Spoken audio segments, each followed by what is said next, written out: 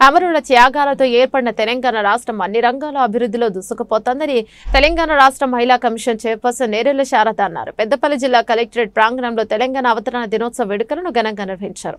సందర్భంగా మాట్లాడుతూ తెలంగాణ రాష్ట్ర ప్రభుత్వం విద్యా, వైద్యం, మౌలిక సదుపాయాల కోసం ప్రాధాన్యతనిచ్చి ప్రజల బావు కోసం పాటుపడుతోందన్నారు. రాబోయే రోజుల్లో అన్ని వర్గాల ప్రజలను సంక్షేమ పథకాలతో ప్రభుత్వం ఆదుకుంటోందని తెలిపారు. ప్రతి వ్యక్తి తప్పకుండా ఒక పండుగగా జరుపుకోవాల్సినటువంటి అవసరం ఎంతగానో ఉన్నటువంటి విషయం మనకందరికీ తెలుసు. ఎందుకంటే అంత ఈజీగా అంత సింపుల్గా ఉన్నటువంటి తెలంగాణ కాదు అనేటువంటి విషయాలు మీ అందరికీ తెలియవస్తూ మళ్ళీ ఒకసారి అందరికీ తెలంగాణ రాష్ట్ర అవతరణ దినోత్సవం సందర్భంగా జిల్లా ప్రజలకు తెలంగాణ రాష్ట్ర అవతరణ దినోత్సవ శుభాభినందనలు. స్వరాష్ట్ర సాధన పోరాటంలో అసలు బాసిన అమరవీరులందరికీ ఘనంగా నివాళులు అర్పిస్తున్నాను. ఎందరో మహానీయులు త్యాగాల పునాదుల మీద ఏర్పడిన తెలంగాణ రాష్ట్రం ఈరోజు అన్ని రంగాల్లో దశల వెలుగులు వెలువడుతుంది.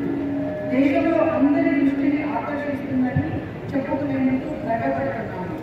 రాష్ట్రాన్ని తెలంగాణ రాష్ట్రాన్ని భారతదేశంలో ప్రపంచ స్థాయిలో అగ్రస్థానంలో నిలిపేందుకు గౌరవ ముఖ్యమంత్రి రేవంత్ రెడ్డి నాయకత్వంలో తెలంగాణ రైజింగ్ 2047 మిషన్లో ప్రజాప్రభుత్వం ముందుకు సాగుతుంది. 1,21,698 రైతులకు రైతు భరోసా కింద 88,86,00,000 నిధులను వారి బ్యాంకు ఖాతాలలో జమ చేశాము. రైతుల నుండి కొనుగోలు చేస్తున్న సన్నవడ్లకు క్వింటాలు 500 రూపాయల చొప్పున అదనపు బోనస్ చెల్లించడం ద్వారా రాష్ట్రంలో సన్న రకం వడ్ల సాగు గణనీయంగా పెరిగింది.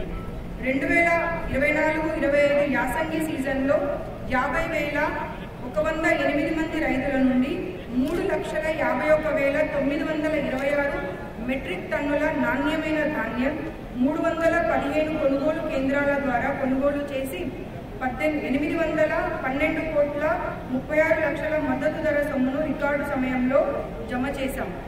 2024-25 ఆర్థిక సంవత్సరంలో పెద్దపల్లి జిల్లాలో ఆయిల్ ఫామ్ పంటను 2,923 ఎకరాలలో సాగు చేస్తున్న 1,104 మంది రైతులకు ప్రభుత్వ సబ్సిడీ కింద 1,85 లక్షల రూపాయలను అందించింది.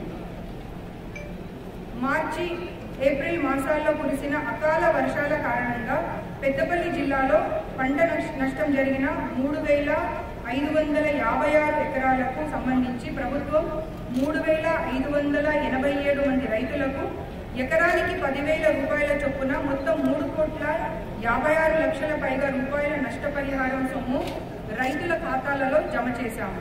ప్రతి గ్రామంలో నాణ్యమైన విత్తనాలను రైతులకు అందుబాటులోకి రావడం